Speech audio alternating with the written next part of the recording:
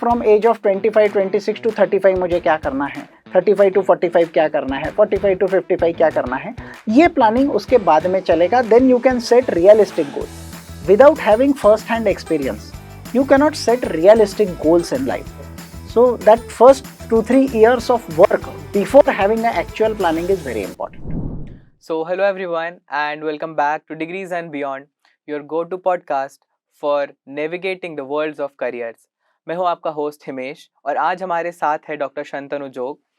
He is a corporate lawyer, renowned HR consultant and company secretary. He works in the field of corporate law, HR and labor law consultancy. He helps students in their career planning and development. And today he is here with us to guide us through some of the most important questions that students often come across with. So thank you so much, sir, for coming here. So let's begin. So the world is changing so fast, and especially in India. So my first question to you would be on like how do you see career building opportunities in India evolving over the next 5 years? Okay, so for next 5 years, when we talk about the career opportunities available in India, we need to go back to some the foundation of this is laid back say 20-30 years back. I would like to give a brief history wherein say liberalization area in 1992 our economy was opened and plethora of opportunities was created in private sector. हम private sector में जितना जितना आगे बढ़ते गए उसमें job opportunities create होते गए and for the first phase से from 92 to 97 98 many career opportunities where created. बहुत हायरिंग हुआ, यंग क्राउड अंदर आया कॉरपोरेट वर्ल्ड में, स्पेसिफिकली प्राइवेट सेक्टर में. अब उसको 30 साल हो चुके हैं. सो द फर्स्ट बैच से which was recruited who were then fresher से 92 to 97 98, now it is on verge of retirement. तो ये जो सेगमेंट है 92 टू 97 वाला, ये बहुत बड़ा सेगमेंट है कि जो प्राइवेट सेक्टर की नींव भारत में इन्होंने रखी हुई है. अब ये मैन पावर टुवर्ड्स रिटायरमेंट है या ऑलरेडी रिटायरमेंट इनका शुरू हो चुका है. ये केस में on an average it is expected कि नियरली 50 लाख पीपल और 50 lakh people would retire from the private sector workforce in India every year. अब ये सेगमेंट या ये वैक्यूम जो है वो कहाँ से भरेगा? सो मोटा मोटी इतना जो वैक्यूम है वो नए लोगों से भरा जाएगा. सो ये क्रिएट कर रहा है अपॉर्चुनिटीज इन इंडिया. सेकेंडली, मैं कुछ स्टैटिस्टिक्स आपके साथ में डिस्कस करना चाहता हूँ. पहला स्टैटिस्टिक्स है कि इंडिया में करीब करीब 28 लाख कंपनीज है. ये MCA का डेटा है, मिनिस्ट्री ऑफ कॉर्पोरेट अफेयर्स का डेटा, कि 28 lakh companies are registered with government. उसमें से करीब करीब 18 लाख एक्चुअल एक्टिव कंपनीज है. उसके बाद में मोटा मोटी 1,50,000 या 1.5 लाख सॉफ्टवेयर कंपनीज छोटी और बड़ी पकड़ के इंडिया में है. इंडिया का एक स्टार्टअप ड्राइव इंडिया में शुरू हुआ था लास्ट 10 साल से. तो active startups which are registered with government are over 1,60,000. When we talk about MSME में जो कंपनीज या फर्म्स रजिस्टर्ड है जो छोटी है, medium segment and small segment firms जो है वो है 6 crores. Although that is a huge number, all may not be functioning, but वैसे भी वो नंबर बहुत बड़ा है. अगर हम इंडस्ट्रियल सेक्टर्स की बात करें या इंडस्ट्रियल इस्टेट्स की बात करें या इंडस्ट्रियल कॉरपोरेशंस की बात करें, तो हर एक स्टेट ने फोकस डाला हुआ है कि उनके स्टेट में इंडस्ट्रियल कॉरपोरेशंस या इंडस्ट्रियल इस्टेट्स डेवलप हो. आज की तारीख में करीब 2000 से ऊपर इंडस्ट्रियल इस्टेट्स इंडिया में डेवलप्ड है. यहाँ पर मैन्युफैक्चरिंग में बहुत फोकस है. इतना फोकस होने के बाद means I am very sure, I am very bullish कि इंडिया में जॉब अपॉर्चुनिटीज अगले 5 साल में रहेंगी. गवर्नमेंट का जो फोकस है, whether it would be state government और सेंट्रल गवर्नमेंट, उनका स्पेशल फोकस है माइनिंग एक्टिविटीज पर, उनका स्पेशल फोकस है मैन्युफैक्चरिंग एक्टिविटीज पर. एंड जो FDI आ रहा है या फॉरेन इन्वेस्टमेंट जो आ रहा है वो भी अपने चरम पर है. तो अगर इतना इन्वेस्टमेंट आ रहा है, गवर्नमेंट इतने एफर्ट्स ले रहा है, तो वो केस में वी आर श्योर कि it will create an number of opportunities. Now your question was specific to the students as well as the say young people who have just passed from the colleges. Now in this case young students की strength क्या है? आज का जो job market है that is driven by technology and the young generation is tech savvy. उनको technology में सब आता है. Now the current another point is कि जो current scenario है हमारा that is information driven economy. Everything is based on information. आज की तारीख में जितना information overload मैं कह सकता हूँ या appropriate information young students के पास में है या young professionals के पास में है. So that gives them edge over others. तीसरा जो मैं बात करना चाहता हूँ कि number of students कि हमारे इसमें कितने हैं, ये थोड़ा हमारे लिए नेगेटिव साइड में जा सकता है. बट अभी आपको भी आइडिया होना चाहिए, शायद आपको आइडिया है नहीं, पता नहीं कि do you know how many graduates pass every year from Indian colleges? Around 80 to 90 lakhs. It is above 1 crore. So 1 crore graduates pass every year. Secondly सिर्फ अगर हम इंजीनियरिंग फील्ड देखें तो करीब 15 लाख इंजीनियर्स हर साल हमारे सिस्टम में आ रहे हैं. Huge number. सो ये क्वांटम आपस में कॉम्पीट करने वाला है. अगर ये क्वांटम आपस में कॉम्पीट करेगा तो थोड़ा बहुत फ्रिक्शन होगा, थोड़े बहुत चैलेंजेस आएंगे. बट ओवरऑल एक सेगमेंट हमने और छोड़ दिया था, that is of agriculture. Agriculture has always been a backbone of Indian economy. अब agriculture is not any more only agriculture. The industry has become agritech industry. A lot many startups are coming in that segment wherein technology is integrated with agriculture to boost productivity. There are immense job potential और job means creation वहाँ पर बहुत ज़्यादा हो रहा है. तो ये सब सिनारियो देखते हुए with government efforts, with private sector, with FDI coming in, अगले 5 साल में मुझे लगता है कि this means job opportunities for freshers, for students and for young professionals की कॉलेज से पास हुए और 2-4 साल उनको हुए हैं, उनके लिए ample opportunities इंडिया में रहने वाली है. तो सर जैसे स्टूडेंट्स का आज जो ड्रीम जॉब रहता है तो क्या 5 साल बाद वो एग्जिस्ट करेगा भी नहीं? क्या लगता है आपको? नहीं, ड्रीम जॉब तो एग्जिस्ट करेगा क्योंकि देखिए चेंजेस तो होंगे. मीन्स आई नो कि थोड़ा सा एफर्ट्स स्टूडेंट्स को ज़्यादा लगाना पड़ेगा and they should practice being relevant. तो अगर वो रिलेवेंट नहीं हो रहे हैं या अगर वो they are able to keep pace and which they are equipped with, क्योंकि जो उनकी लर्निंग कैपेबिलिटीज है वो पहले के जनरेशन से ज़्यादा है बिकॉज दे आर एक्सपोज्ड. आज के जो स्टूडेंट्स हैं they are not restricted to only college curriculum. वो ऐसे करिकुलम में भी एंगेज्ड है कि जो वो बाहर से पढ़ रहे हैं. Over and above the college curriculum they pursue an number of courses. वो ऑनलाइन है, ऑफलाइन है, तो दे आर ट्रेनिंग देयरसेल्व्स. वो सिर्फ कॉलेज की एग्जाम तक अभी आज के स्टूडेंट सीमित नहीं है. तो ये प्रोएक्टिव अप्रोच अगर स्टूडेंट्स का आज की तारीख में है तो दे आर नेचुरली उनके वो बिहेवियर में आ गया है कि हमको we have to keep pace with the changing environment. इसलिए आई थिंक कि there is no threat to the young students who can who they are able to keep the pace with the changing atmosphere, demography, environment या economy. So there is no threat to them. They have very good opportunities. Barring few जो ये कर नहीं पाएंगे उनके लिए problem है, but those who are sincere they will make a good career. तो सर इसी के साथ एक क्लासिक डिलेमा आता है लाइक स्पेशली यंग पीपल के लिए कि जो कि पैशन वर्सेस स्टेबिलिटी. तो like should one follow what they love या पहले फाइनेंशियल सिक्योरिटीज पे फोकस करना चाहिए? Like what's your take on this? See बहुत बार ऐसा बोला जाता है कि you should follow your passion. ठीक है, this is a half truth, this is not full truth. Career is about earning money and securing your family. आपका करियर तभी अच्छा माना जाता है जब आप उसमें से पैसा कमाते हो. If you chase only your passion and if you do not earn money, will you call it a career? No. So the primary focus should be on earning money. अब अगर आपको पैशन और आपके स्ट्रेंथ, देखिए passion से ज्यादा आपके strength क्या है इसके ऊपर आपने फोकस करना चाहिए. स्ट्रेंथ यानी आप हो सकता है आपको पैशन एक चीज में है बट आप काम दूसरा अच्छा करते हैं. तो अगर आप आपके स्ट्रेंथ पर फोकस करें तो लाइकलीहुड ऑफ सक्सेसिंग इन करियर वो बढ़ जाता है, योर अर्निंग कैपेसिटी इंक्रीजेस। अगर आपने ऐसी चीज़ों में काम करना चाहिए जहां पर आपका स्ट्रेंथ है, सो strength you have to focus more on strength rather than on passion. Passion will follow.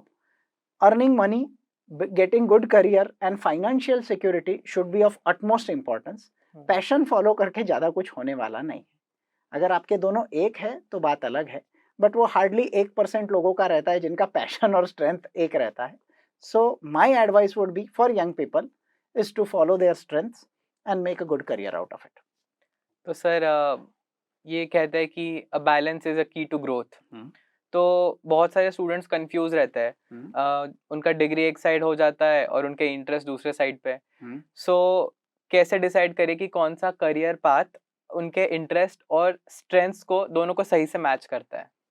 देखिए, when you plan a career, right, कि आपके स्ट्रेंथ्स जो है वही आपका करियर डिफाइन करेंगे।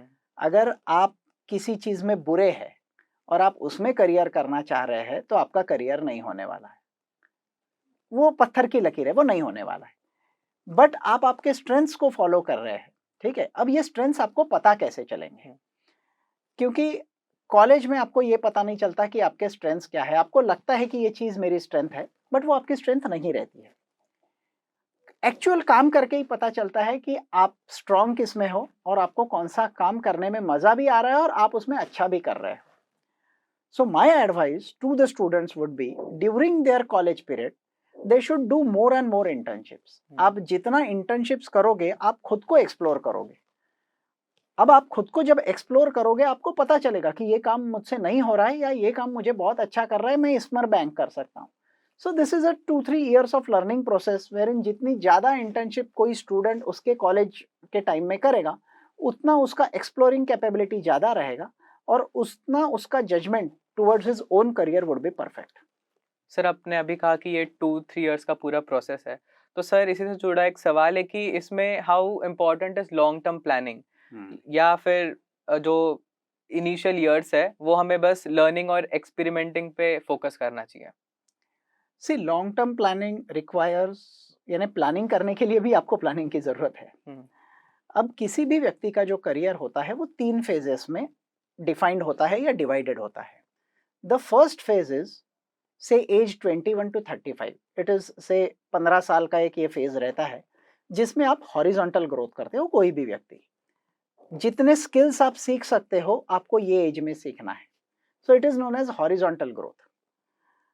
ये स्किल्स, ये फाउंडेशन जितना आपका पक्का होगा उतना आगे का करियर आपका अच्छा होगा, रिवॉर्डिंग होगा और रेम्यूनरेटिव होगा। फेज 2 में आपका एज ग्रुप है 35 to 50, जहां पर आपने अगर फेज 1 में जितना भी आपने सीखा है, जो स्किल्स मास्टर की है, उसके ऊपर से आप पैसा कमाते हो या you get remunerated, you earn money and you scale up the ladder. Phase 2 का जो सक्सेस है वो फेज 1 कैसा आप यूटिलाइज करते हो उसके ऊपर डिपेंडेंट है। फेज 3 जो है आफ्टर 50, पहले 2 फेज के काम पर डिपेंडेंट है। Either you will be push to top management और लीडरशिप रोल्स, अदरवाइज वहां से आप डाउनवर्ड ट्रेंड होकर रिटायरमेंट के डायरेक्शन में चले जाते हैं। The main objective in all these 3 phases is being relevant to the market demands. जो मार्केट डिमांड है उससे आपने रिलेवेंट रहना चाहिए। अब जब हम प्लानिंग की बात करते हैं, आपका क्वेश्चन था प्लानिंग पर, जब हम प्लानिंग की बात करते हैं तो फेज 1 के जो पहले 5 साल है, आप 21-22 साल में ग्रेजुएट हो जाते हो and then you come into workforce. पहले 2 साल में आपको पहले डिटर्मिनेशन करके अगर आप आओगे कि मुझे इसी साइड में जाना है, तो practically for everybody it is not possible. 1% लोगों के लिए वो पॉसिबल हो सकता है, बट अगर आप उसको प्लानिंग अच्छे से कर लेते हो तो पहले 3-4 साल में आपको एक्सपेरिमेंट एंड एक्सप्लोर करना है कि मैं ये भी कर सकता हूँ, मैं वो भी कर सकता हूँ, मैं किस में अच्छा हूँ, मुझे क्या अच्छा लग रहा है, ठीक है, इंडस्ट्री मुझे कैसे रिस्पॉन्ड कर रही है। ये पहले 4-5 साल आपने खुद के ऊपर, खुद की कैपेबिलिटीज एसेस करने में और आप मार्केट फिट कैसे होते हो उसके ऊपर इवेल्युएशन करने में लगाने हैं। एक बार ये हो गया, then you can do a long term planning कि से फ्रॉम एज ऑफ 25-26 to 35 मुझे क्या करना है, 35 to 45 क्या करना है, 45 to 55 क्या करना है, ये प्लानिंग उसके बाद में चलेगा. Then you can set realistic goals. Without having first hand experience you cannot set realistic goals in life. So that first 2-3 years of work before having an actual planning is very important. So sir, if I'm not wrong, ये 3 stages जो है, so पहले आपको जितना ज़्यादा experience gain करते आएगा आप वो करो, then second में आप उसको apply करने का try करो, और third में आप उसको कितना आगे वो experience आप लेके जा सकते हो future में. So sir, अब थोड़ा practical side जाते हैं. So students जो like who are still in college, उनके लिए क्या like concrete steps हो सकती है starting में to prepare for good career, like while still being on campus. अच्छा, when students are still on campus, see, your effort should be industry oriented. First analyze कि industry को क्या क्या चाहिए. Now when we sit in industry and we are the recruiters, हमको भी पता है कि student या जो fresher आ रहा है उसको सब पता नहीं हो सकता. So the most important thing which we look into that person is his adaptability. कि ये कितने जल्दी नई चीजें सीख सकता है and how fast he can adapt to changes in the organization. ये क्वालिटी जिस स्टूडेंट में हमको दिख गई, we are sure to hire him. This is number 1. Number 2, you should focus on learning technologies and being tech savvy. आपके field से related जो भी टेक्नोलॉजी है, जो भी लेटेस्ट टूल्स है या जो भी लेटेस्ट सॉफ्टवेयर्स है, you should be master of that. And 3 years और 5 years जो भी आप ग्रेजुएशन में निकालते हैं depending upon your graduation tenure, right, उसमें आपको इस पर फोकस करना है. Third thing is communication. Communication takes you everywhere. ठीक है, communication is the key to success. Because आपको बहुत अच्छा टेक्नोलॉजी आ रहा है but you are not able to communicate with people, you are not able to convince people. Now you are a lawyer or budding lawyer, and if you are not able to convince people, then your legal knowledge is of no use. So in this case, communication पे develop करना ये बहुत बहुत जरूरी है. मेरा एक और सजेशन रहेगा, जिनको पॉसिबल है उन्होंने करना चाहिए कि डेली 2 घंटे, या अगर 2 घंटे डेली पॉसिबल नहीं है तो on weekends you should work somewhere. At least it gives you the exposure of office procedures, कैसे रहते हैं, ऑफिस एनवायरनमेंट कैसा रहता है, या कॉर्पोरेट कम्युनिकेशन कैसा रहता है, मेल्स कैसे ड्राफ्ट किए जाते हैं. ये बेसिक एक्सपोजर जो है वो आपको, अगर आप रोज 2 घंटे भी काम करोगे या वीकेंड पे भी काम करोगे, तो से if you work for 2 hours और 3 hours, so 100-200 डेज आप काम कर लेते हो. ऑन वीकेंड्स भी अगर आप बोलोगे तो हर 50 वीकेंड्स रहते हैं तो 100 दिन आप काम करते हो. अगर 2 साल काम करते हो तो आप 200 दिन काम करते हो. तो ये बहुत बड़ा एक्सपोजर है. Even 2 hours, 3 hours, 5 hours is also okay on weekends. अगर आप इतना भी काम लेते हो तो you get aligned to industry demands. So जब आप कैंपस इंटरव्यू के लिए जाते हैं या जब आप आपके पहले इंटरव्यू के लिए जाते हैं तो आप खुद को एकदम फॉरेन एनवायरनमेंट में नहीं पाते हैं. You know that environment and the probability of you getting selected in such kind of scenario is very high. Sir, अब थोड़ा प्रोफाइल बिल्डिंग के बारे में भी बात करते हैं. तो how can students like start preparing और शेपिंग अ स्ट्रॉन्ग सीवी? देखिए, ये क्वेश्चन बहुत लोग पूछते हैं कि सर मैं सीवी कैसा बनाऊं. आज की तारीख में क्वेश्चन ये है कि is CV really important. We are in the era of LinkedIn, right. आपका सीवी पहले ही एम्प्लॉयर ने देख के रखा है, आप जाने से पहले आपकी पूरी इंफॉर्मेशन उसके पास में है. This is number 1. नंबर 2, देखिए, आप कोई भी फॉर्मेट में सीवी बनाओ, कोई भी कलर में सीवी बनाओ, जो रिक्रूटर रहता है और जो एम्प्लॉयर रहता है उसकी नजर वहीं जाएगी जो उसको इंपॉर्टेंट लगता है. So if I am a employer and if I am hiring a lawyer और अ इंजीनियर, मेरी नजरें वो सीवी में वही चीज देखेगी जो मुझे चाहिए, दैट इज स्किल सेट, कि इसको आता क्या है. सो फॉर्मेट ऑफ सीवी एक डिसेंट फॉर्मेट होना चाहिए, डिसेंट फॉन्ट में होना चाहिए, बहुत ज्यादा लंबा नहीं होना चाहिए, that is okay. But what I am से इंटेंडिंग टू कम्युनिकेट इज कि सीवी में आपकी इंटर्नशिप्स दिखनी चाहिए, आपने दिया हुआ काम दिखना चाहिए कि आपने एक्चुअली क्या काम सक्सेसफुली किया है, और आपके स्किल्स हाईलाइट होने चाहिए. जितना आप काम करते जाते हैं उतना आपका सीवी स्ट्रांग होते जाता है. अगर मेरे पास में 2 CV आते हैं, एक ने बहुत अच्छा फॉर्मेट वगैरह वो सब किया है, बट उसमें 0 इंटर्नशिप्स है, और मेरे पास दूसरा CV आता है जो नॉर्मल बना हुआ है बट इसमें 4-5 इंटर्नशिप्स है, भले वो 1 महीने की है, 6 महीने की है, कुछ भी है, बट 5-6 है, तो I will normally select a person who has done internship. So work जो आपने किया है that shapes your CV. So I feel कि आपने वो अटेंड करना चाहिए या उस पर फोकस करना चाहिए. तो सर अब ये इंटर्नशिप्स की बात शुरू हुई है, तो कैसे इंटर्नशिप्स करना एक पर्सन को दूसरे से like better like stand out कर सकता है, like importance of internships basically. Now I will give you example कि सबसे पहले इंटर्नशिप्स नहीं होती थी. It was a plain graduation कि आप सीखो, एग्जाम दो और बाहर जाओ and then you are a fresher.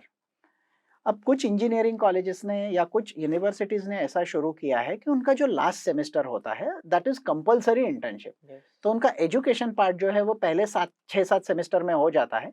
8th semester is only reserve for internship. अब अगर वो लड़का या लड़की अगर 6 महीने काम करता है इंटर्नशिप्स में, राइट, तो वो रिगरसली काम करता है. 6 महीने में 6 months of internships is huge. अगर आप वो इंटर्नशिप कर लेते हैं 6 महीने की, तो आपके स्किल्स बहुत बढ़ जाते हैं. So at the time of campus और at the time of post graduation selection ये इंटर्नशिप सबसे ज्यादा काम में आती है. ये पहला है.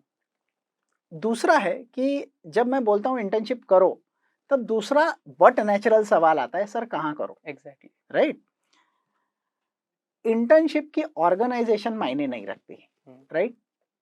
आप किसके कौन से आदमी के नीचे इंटर्नशिप कर रहे हो, आपका वहां पर रिपोर्टिंग पर्सन या रिपोर्टिंग बॉस कौन है, और वो आपको क्या क्या सिखा रहा है. बहुत से लोग छोटी ऑर्गेनाइजेशंस में, अभी छोटी सी सॉफ्टवेयर कंपनीज रहती है, वहां पर उनको सब करना पड़ता है.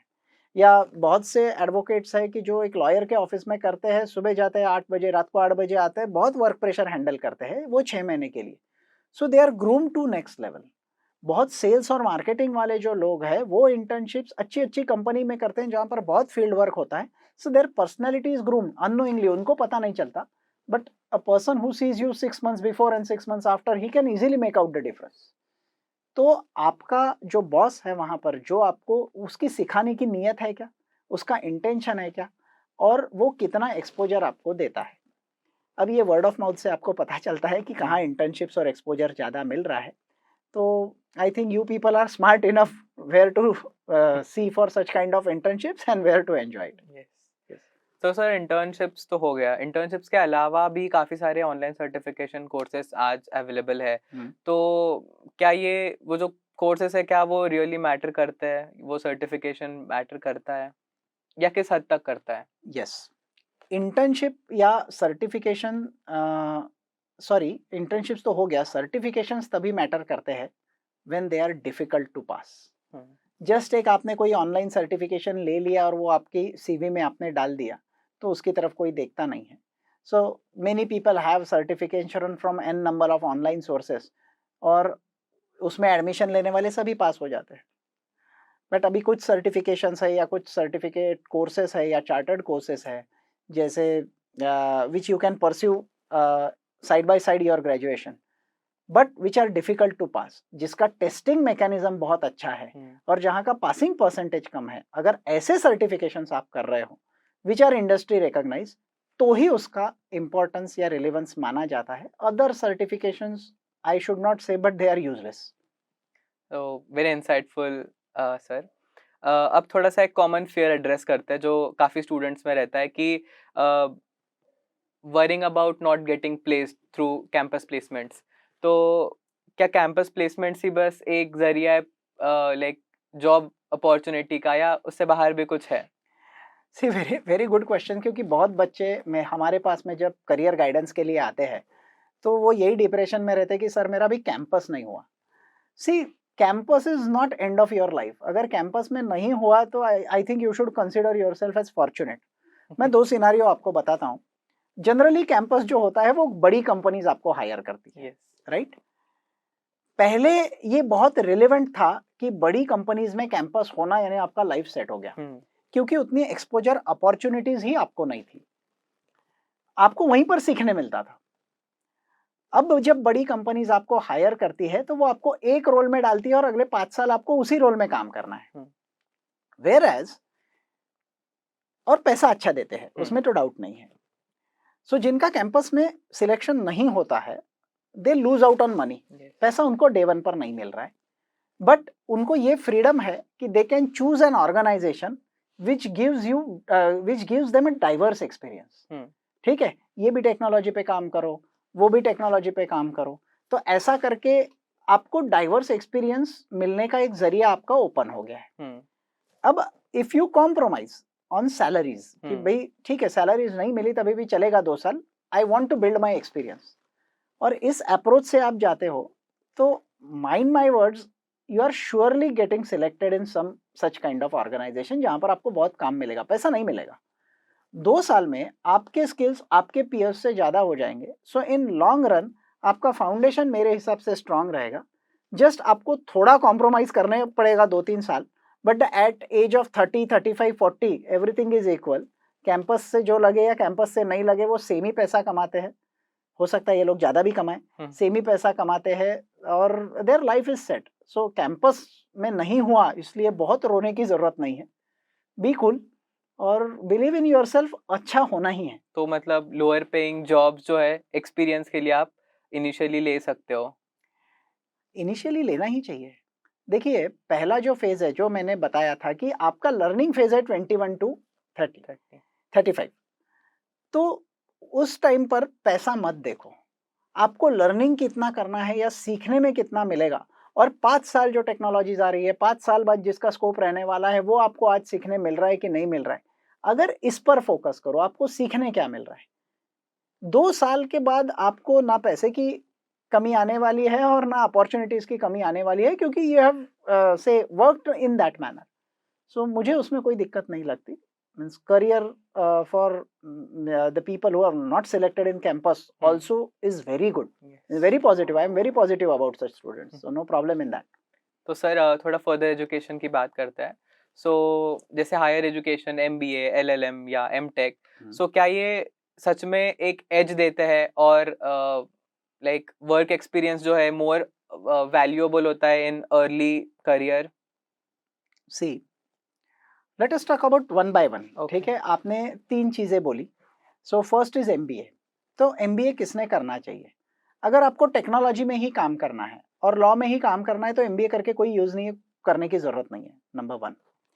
Number 2, people who don't have professional degrees, right? जैसे कोई बीकॉम कर रहा है, आर्ट्स कर रहा है, उसके पास में प्रोफेशनल डिग्री नहीं है और आज की तारीख में वो डिग्री की मार्केट में वैल्यू नहीं। सो ऐसे लोगों ने MBA करना चाहिए।